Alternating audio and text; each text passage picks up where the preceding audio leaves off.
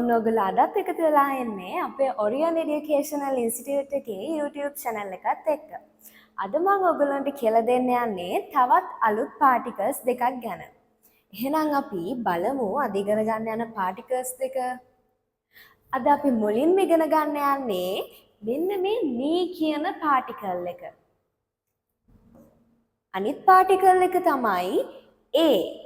මේ A කියන particle එක දැක්ක ගමන් ඔයගොල්ලන්ට මොකද මතක් වෙන්නේ? අපි හිරගෙන හොඩියේ ඉගෙන ගන්න hey කියන අකුර නේද? මේ hey කියන අකුර අපි pronunciation වලදී එහෙමත් නැත්නම් උච්චාරණය කරනකොට පාටිකල් එකක් විදිහට නිපාතයක් ලෙස ගන්නකොට උච්චාරණය කරනකොට අපි මේක කියන්නේ A කියලා. hey කියන වචනේ අපි කියන්නේ A කියලා. හරි. එහෙමනම් අපි බලමු මේ ni සහ a කියන particles අපි භාවිතා කරන්නේ යොදාගන්නේ මොනව සමගද කියලා. අපි මුලින්ම ඉගෙන ගමු ni කියන particle එක. මොනත් එක්කද මොනවත් සමගද භාවිතා කරන්නේ කියන එක. ni කියන particle එක අපි ඉගෙන ගන්නවා මුලින්ම time එකක් එක්ක සහ date එකක් එක්ක. එහෙමත් නැත්නම් වෙලාවක් සමග දවසක් සමග අපි මේ ni කියන particle එක භාවිතා කරනවා. තව අපි පාවිච්චි කරනවා destination එකක් සමග. එහෙමත් නැත්නම් ගමනාන්තයක් සමග මේ ni කියන particle එක අපි භාවිතා කරනවා. අවසාන එක තමයි place එකක් එක්ක ස්ථානයක් සමග. ඒ කියන්නේ දැන් අපේ තව particle එකක් තියෙනවා. අපි යම්කිසි ස්ථානයක යම්කිසි ක්‍රියාවක් සිදු කරමින් ඉන්නවා නම් අපි පාවිච්චි කරනවා they කියන නිපාතය. ඒ වුණාට මෙතන අපි පාවිච්චි කරන්නේ දැන් ni කියන particle එකනේ. ඒක place එකක ස්ථානයක ඉන්නවා තියෙනවා කියන්න තමයි මේ ni කියන particle එක පාවිච්චි කරන්නේ. ඒ ස්ථානයේ යම් පුද්ගලයෙක් හෝ යම් දෙයක් හෝ ඉන්නවා හෝ තියෙනවා. කිසිම ක්‍රියාකාරකමක් සිදු කරන්නේ නැහැ. නමුත් එයා ඒ ස්ථානයේ ඉන්නවා තියෙනවා කියන්න තමයි අපි මේ ni කියන particle එක භාවිතා කරන්නේ. දැන් අපි ඉගෙන ගත්තා ni කියන particle එක කොටස් තුනකට බෙදුණා මේ විදිහට. මුල්ම එක time එකක් date එකක් එක්ක time duration එකක් එක්ක අවුරුද්දක් මාසයක් වෙලාවක් ඒවත් එක්ක අපි මේ ni කියන particle එක පාවිච්චි කරනවා. ඊට පස්සේ අපි පාවිච්චි කරනවා destination එකක් එක්ක. එහෙමත් නැත්නම් ගමනාන්තයක් එක්ක මේ ni කියන particle එක පාවිච්චි කරනවා. ආයෙත් අපි ඉගෙන ගත්තා මේ ni කියන particle එක පාවිච්චි කරනවා කියලා place එකක් එක්ක. ඒ place එකේ යම් කිසි දෙයක් හෝ යම් පුද්ගලයෙක් ඉන්නවා හෝ තියෙනවා කියලා කියන්න අපි මේ ni කියන particle එක පාවිච්චි කරනවා. එහෙනම් වැඩි කතා බහක් නැතුව ඉස්සරහට ගිහින් බලමු කොහොමද රේබුන් හදන්නේ කියලා. පළවෙනියටම අපි බලමු මේ ni කියන particle එක time එකක් date එකක් එක්ක කොහොමද පාවිච්චි කරන්නේ කියලා.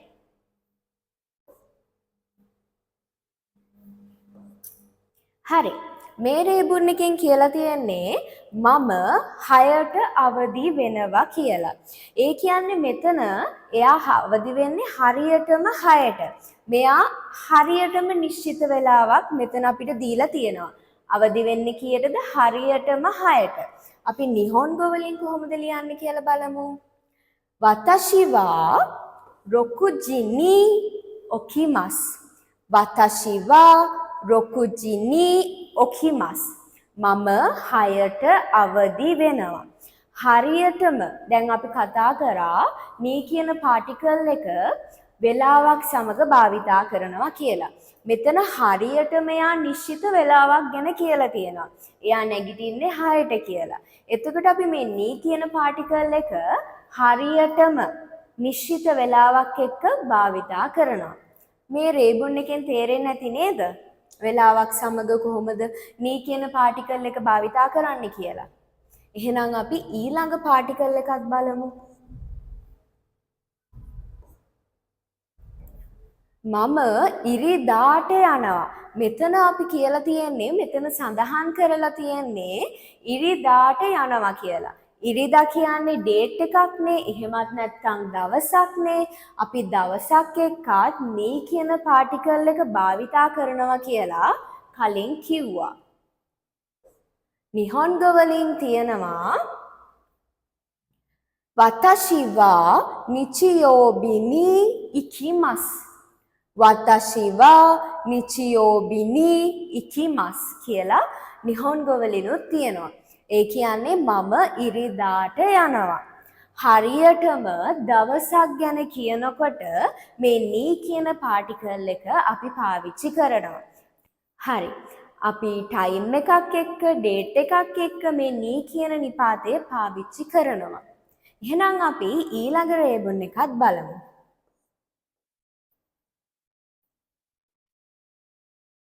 මම 2025 දී විවාහ වෙනවා.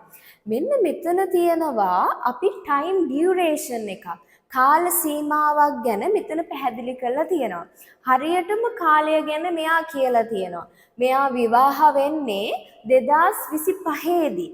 විවාහ වෙන්නේ 2025 දී. එයා 2026ක් ගැන කියලාත් නැහැ 2024ක් ගැන කියලාත් නැහැ.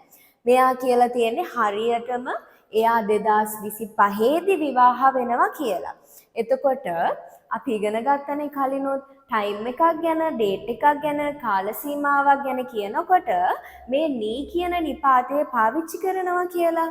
එහෙනම් අපි බලමු නිහොන්ගෝ වලින් කොහොමද මේක කියන්නේ කියලා. වතෂි wa2025に結婚します。私は2025年に結婚します. හරි. එතකොට මේකේ කියලා තියෙන්නේ කාලයක් ගැන.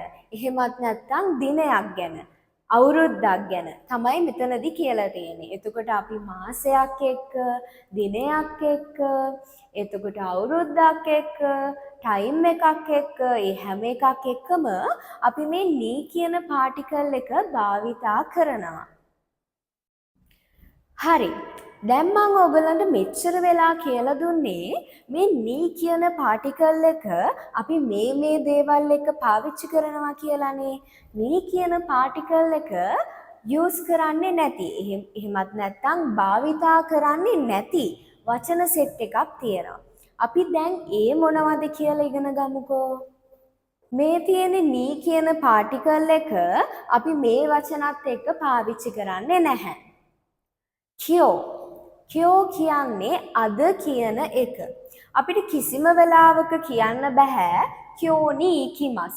අද යනවා. කියෝනි ඉකිමස් කියලා කියන්න බෑ. නී කියන පාටිකල් එක මේ කියෝ කියන වචනේත් එක්ක අපිට දාන්න බෑ. අෂ්ටා කියන්නේ හෙට කියන එක. අෂ්ටනි ඉකිමස් කියලා අපිට කියන්නත් බෑ. කිනෝ කියන්නේ ඊයේ කියන එක. අපිට කිනෝනි ඉකිමස් කියලා කියන්නත් බෑ. කොන්ෂු කියන්නේ මේ සතිය. කොන්ෂුනි කිමස් කියලා අපිට කියන්නත් බෑ. රයිනෙන් කියන්නේ ලබන අවුරුද්ද. රයිනෙන් නී ඉකිමස් කියලා කියන්නත් බෑ. සෙන්ෂු කියන්නේ ගිය සතිය. සෙන්ෂු නී ඉකිමස් කියලා කියන්නත් බෑ. අපි මේ වචන සෙට් එකත් එක්ක කිසිම වෙලාවක නී කියන පාටිකල් එක භාවිතා කරන්නේ නැහැ. තේරුණා නේද? මේ ටික අමතක කරගන්න එපා. හොඳට මතක තියාගන්න. නී කියන පාටිකල් එක මේ වචන සමග භාවිතා කරන්නේ නැහැ කිසිම වෙලාවක. හරි. දැන් අපි ඉගෙන ගන්න යන්නේ නී කියන පාටිකල් එක කොහොමද මේ ඩෙස්ටිනේෂන් එකක් එක්ක එහෙමත් නැත්නම් ගමනාන්තයක් එක්ක භාවිතා කරන්නේ කියලා. ඒ කියන්නේ මම යම්කිසි ස්ථානයකට යනවා යම්කිසි ගමනක් යනවා කියලා කොහොමද අපි මේ නී කියන පාටිකල් එක භාවිතා කරන්නේ කියලා රේබුන් වලින් බලමු.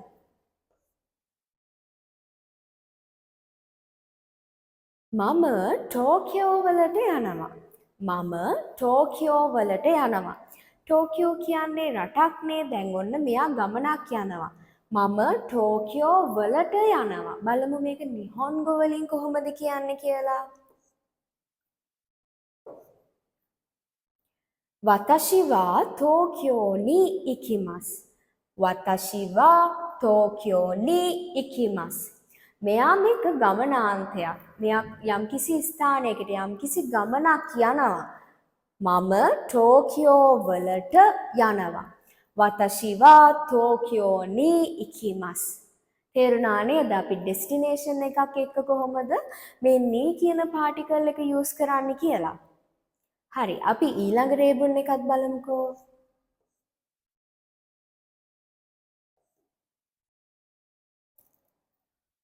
මිතුරා ගෙදරට ආවා. මිතුරා ගෙදරට ආවා. දැන් මේ මිතුරා මේ යාළුවා කොහෙටද ඇවිල්ලා තියෙන්නේ? ගෙදරට. අපි මේක නිහොන්ගෝ වලින් කොහොමද කියන්නේ කියලා බලමුකෝ. තොමොදාචි ගා ඉයේ ni kimashita. තොමොදාචි ගා ඉයේ ni kimashita.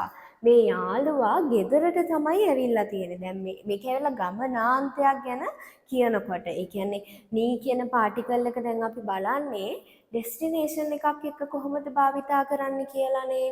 එතකොට තොමොදාචි ගා ඉයේ ni kimashita.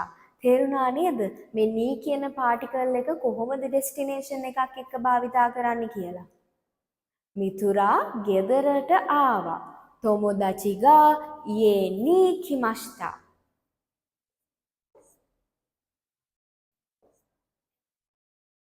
දුම්රියට නැග්ගා. මොකක්ද? දුම්රියට නැග්ගා. දෙන්ෂනි නොරිමashita. මේකත් අපි කතා කරන්නේ ගමනාන්තයක් ගැන. දුම්රියට නැග්ගා. එයා දුම්රියට නැගලා ඉවරයි දැන්. මේක ඇවිල්ලා ගමනාන්තයක්. තේරුණා නේද? අපි නී කියන පාටිකල් එක කොයි විදිහටද ඩෙස්ටිනේෂන් එකක් එහෙමත් නැත්නම් ගමනාන්තයක් සමග භාවිතා කරන්න කියලා. දෙන්ෂනි නොරිමashita. මම ජපානයට ගියා. දැන් මෙයා කොහෙටද ගිහිල්ලා තියෙන්නේ? ජපානයටනේ. දැන් මෙතන සඳහන් වෙලා තියෙන්නේ ඩෙස්ටිනේෂන් එකක් ගැන. එතකොට අපි ඩෙස්ටිනේෂන් එකක් ගැන සඳහන් කරනකොට කොහොමද මේ නී කියන පාටිකල් එක යොදාගන්නේ කියලා තමයි දැන් අපි මෙච්චරලා කතා කර හිටියේ. දැන් බලමු එහෙනම් නිහොන්ගෝ වලින් කොහොමද මේක කියන්නේ කියලා. නිහොන් ni ikimashita. නිහොන් ni ikimashita. මම ජපානයට ගියා. තේරෙන්න ඇති නේද මේ නී කියන පාටිකල් එක ඩෙස්ටිනේෂන් එකක් එක්ක කොහොමද අපි භාවිතා කරන්න කියලා. හරි, දැන් අපි මේ නී කියන පාටිකල් එක භාවිතා කරන ආකාර දෙකක් ගැන ඉගෙන ගත්තා. එකක් ටයිම් එකක් එක්ක, ඩේට් එකක් එක්ක, කාල සීමාවක් එක්ක, අනිත් එක ඩෙස්ටිනේෂන් එකක් එක්ක. කොහොමද නී කියන පාටිකල් එක පාවිච්චි කරන්න කියලා දැන් අපි ඉගෙන ගත්තා. එහෙනම් අපි බලමු ඊළඟ පියවර නී කියන පාටිකල් එක භාවිතා කරන්නේ කොහොමද කියලා. හරි, දැන් අපි ඉගෙන ගන්න යන්නේ නී කියන පාටිකල් එක ස්ථානයක් සමග එහෙමත් නැත්නම් ප්ලේස් එකක් සමග කොහොමද භාවිතා කරන්නේ කියලා. ප්ලේස් එකක ස්ථානයක යම්කිසි පුද්ගලයෙක් හෝ එතකොට යම්කිසි දෙයක් හෝ ඉන්නවා තියනවා කියන්න තමයි මේ නී කියන නිපාතය ප්ලේස් එකක් එක්ක අපි පාවිච්චි කරන්නේ. එහෙනම් අපි ඉස්සරහට බලමුකෝ රේබුන් වලින් කොහොමද නී කියන පාටිකල් එක භාවිතා කරලා තියෙන්නේ කියලා. හරි, මම ජපානයේ ඉන්නේ.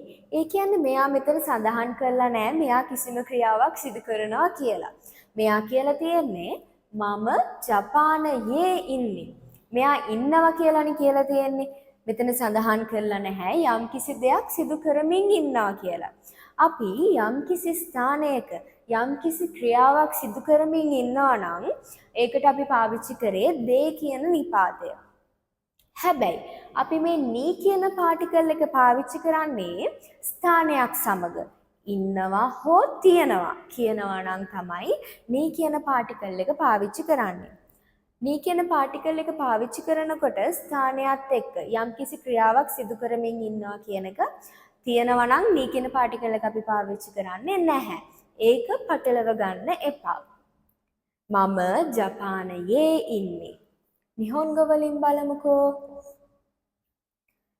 වතෂි වා නිහොන් ni imasu. වතෂි වා නිහොන් ni imasu. මම ජපානයේ ඉන්නේ. තේරුණා නේද? මේ නී කියන පාටිකල් එක ස්ථානයක් එක්ක අපි කොහොමද යොදාගෙන තියෙන්නේ කියලා. ඊළඟ රේබන් එකත් බලමුකෝ. මේකේ කියලා තියෙන්නේ මම උද්‍යානයේ ඉන්නවා. මම උද්‍යානයේ ඉන්නවා. මම පාක් එකේ ඉන්නවා කියලා. හරි. මේකත් තේරෙනවනේ. ස්ථානයක ඉන්නවා කියලා තමයි තියෙන්නේ. කිසිම ක්‍රියාවක් සිදු කරන්නේ නැහැ. නමුත් එයා ඒ ප්ලේස් එකේ හිමත් නැත්නම් ඒ ස්ථානයේ ඉන්නවා. එහෙනම් අපි නිහොන්ග වලින් බලමු කොහොමද කියන්නේ කියලා. වතෂි වා කෝඑන් ni imasu. වතෂි වා කෝඑන් ni imasu. මම උද්‍යානයේ ඉන්නවා. තේරෙනව නේද මේ නී කියන පාටිකල් එක අපි ප්ලේස් එකක් එක්ක කොහොමද පාවිච්චි කරන්නේ කියලා.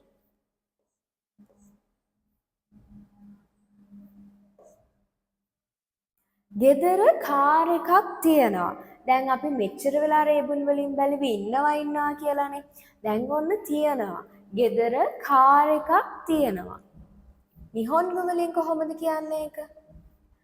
ඉයේ ni kurumaga arimasu. ඉයේ ni kurumaga arimasu. ගෙදර කාර් එකක් තියෙනවා. දැන් මේක තියෙන දෙයක්. ඒකත් දැන් කාර් එකක් තියෙනවානේ. කායක මුකුත් කරන්නේ නැහැනේ. කිසිම ක්‍රියාකාරකමක් එයා සිදු කරන්නේ නැහැනේ කායක. එතකොට අපි හැමතිස්සම මේ නී කියන පාටිකල් එක ප්ලේස් එකක් එක්ක භාවිතා කරනකොට මතක තියාගන්න ඕන දෙයක් තමයි ඉන්නවා සහ තියෙනවා. කිසිම ක්‍රියාකාරකමක් සිදු කරන්නේ නැහැ. නමුත් එයා එතන ඉන්නවා, මොකක් හරි යම් කිසි දෙයක් නම් එතන තියෙනවා කියන ඒවත් එක්ක තමයි පාවිච්චි වෙන්නේ. තේරුණා නේද? ස්ථානයේ යම්කිසි දෙයක් තියෙනවා, යම්කිසි පුද්ගලයෙක් ඉන්නවා කියන එක තමයි අපි ප්ලේස් එකක් එක්ක මේ කියන පාටිකල් එක භාවිතා කරනකොට යොදාගන්නේ.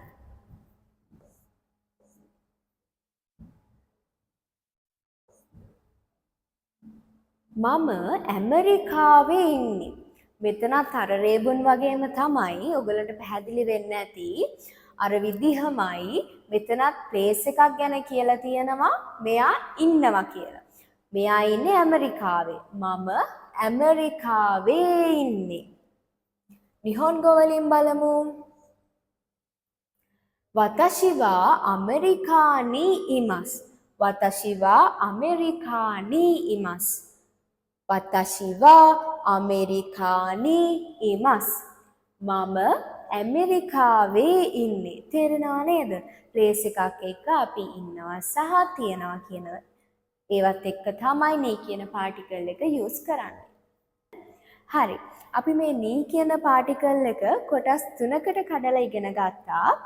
ටයිම් එකක් එක්ක, ඩේට් එකක් එක්ක කොහොමද පාවිච්චි කරන්නේ? එතකොට ඩෙස්ටිනේෂන් එකක් එක්ක කොහොමද භාවිතා කරන්නේ? ප්ලේස් එකක් එක්ක කොහොමද භාවිතා කරන්නේ කියලා අපි ඉගෙන ගත්තා දැන් මේ රේබුන් වලින්. හරි. දැන් එහෙනම් අපි ඊළඟ පාටිකල් එක ගැනත් ඉගෙන ගමු. ඊළඟ පාටිකල් එක තමයි ඒ කියන පාටිකල් එක. මේක මතකයිනේ මම ඔයගොල්ලන්ට මුලින්ම කිව්වා මේක හිරගනා හෝඩියේ තියෙන හේ කියන අකුර. මේක අපි පාටිකල් එකක් විදිහට ගන්නකොට ඒක ප්‍රොනවුන්ස් කරන්නේ ඒ කියලා. හිරගනා හෝඩියේ හේ අකුර පාටිකල් එකක් විදිහට ගත්තම උච්චාරණය කරන්නේ ඒ කියලා. හරි. දැන් අපි බලන්න යන්නේ මේ ඒ කියන පාටිකල් එක අපි භාවිතා කරන ආකාරය පිළිබඳවයි. ඒ කියන පාටිකල් එක නී කියන පාටිකල් එකත් එක්ක ටිකක් සමානයි. හැබැයි නී කියන පාටිකල් එක ටයිම් එකක් එක්ක, ඩේට් එකක් එක්ක, ටයිම් ඩියුරේෂන් එකක් එක්ක භාවිතා කරන්න පුළුවන්. ඒ වුණාට මේ ඒ කියන පාටිකල් එක කිසිම වෙලාවක ටයිම්, ඩේට්, ටයිම් ඩියුරේෂන් එකක් එක්ක භාවිතා කරන්න බෑ. ඒක අමතක කරන්න එපා. එහෙනම් අපි බලමු ඒ කියන පාටිකල් එක භාවිතා කරන ආකාරය. පළවෙනි රේබුන් එක බලමුකෝ. මම දුම්රිය ස්ථානයට යනවා. මම දුම්රිය ස්ථානයට යනවා. නිහොන්ග වලින් බලමු. එකි ඒ ඉකිමස්. එකි ඒ ඉකිමස්. මෙතනට අපිට නී කියන පාටිකල් එක භාවිතා කරන්නත් පුළුවන්. එකි නී ඉකිමස් කියන්නත් පුළුවන්. එකි ඒ ඉකිමස් කියලා කියන්නත් පුළුවන්. තේරුණා නේද? ඒ කියන පාටිකල් එක අපි කිසිම වෙලාවක ටයිම් එකක් එක්ක, එතකොට ඩේට් එකක් එක්ක, ටයිම් ඩියුරේෂන් එකක් එක්ක භාවිතා කරන්නේ නැහැ. හරි. අපි ඊළඟ රේබුන් එකත් බලමුකෝ.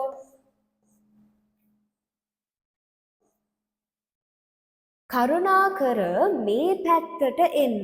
කරුණාකර මේ පැත්තට එන්න.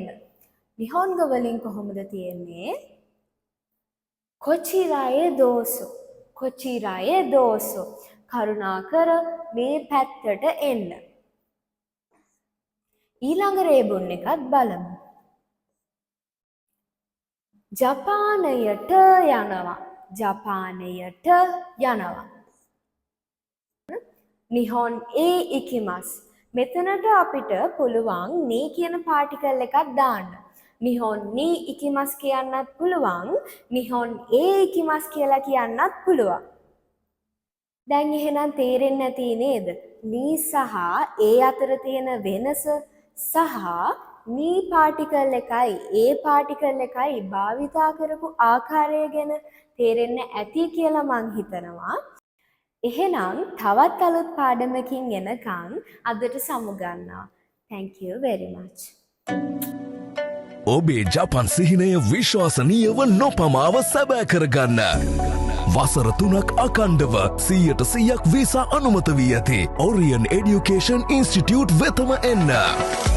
Student visa, SSW visa, training visa, visit visa ඇතුළු ඕනෑම කාණ්ඩයක් සාර්ථකව අනුමත කරගැනීමේ ක්‍රමෝපායන් අප සතු ඇත.